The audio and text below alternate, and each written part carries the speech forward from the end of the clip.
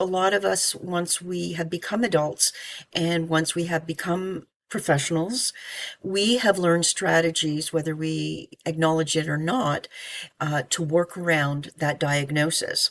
And many entrepreneurs, very successful entrepreneurs, have ADHD or are on the spectrum, and they have found workarounds, which makes them incredibly adept at problem solving, critical thinking, and creativity in terms of problem solving. So there are many strengths that actually arise out of having ADHD, and it's not an awful thing entirely.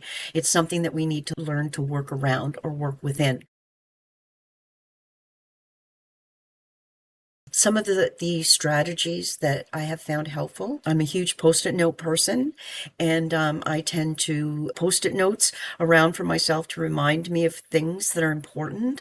For example, I might post a post-it note on the door that I know I'll be walking through on my way to work about something that I need to remember or to take with me. So that certainly helps. Routines are critically important for people who struggle with ADHD. Often we seem to be scattered. We forget things, we misplace things. And as you may have heard people say, there's a place for everything and everything in its place. And so I have worked very hard to place my keys in the same place my wallet and purse in the same place. And even though it may take a couple extra minutes in the beginning, it saves much time and aggravation in the end. So those are a couple of the strategies that I have used. I've learned to do things rather than put them off, do things immediately.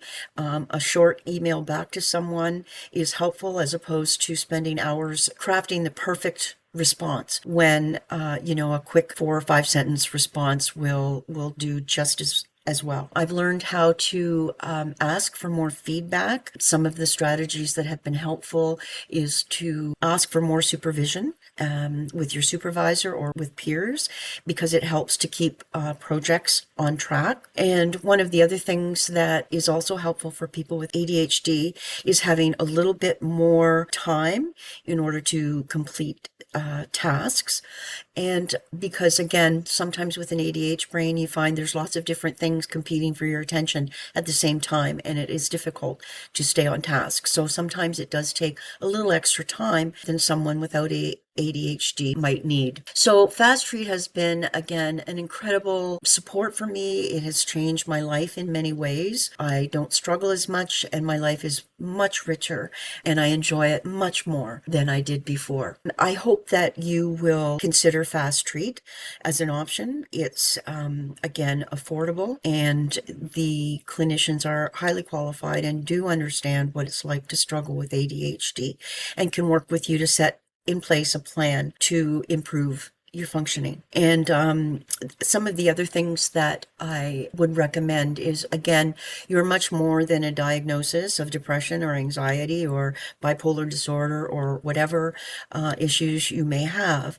And as a professional, there's never a bad time as an adult or a professional to reach out and get some support for yourself. Again, there's nothing to be ashamed of in asking for help and in using medication if it's right for you. People with diabetes, for example, require medication. There's nothing wrong with that. And people with diabetes aren't necessarily ashamed that they have to take medication for their diabetic condition. So it's never too late to ask for help. It doesn't matter what position you're in. It doesn't matter what you do for a living. It can help improve your life dramatically. And I hope that you will try FasTreat. You have everything to gain and nothing to lose. So all the best to you.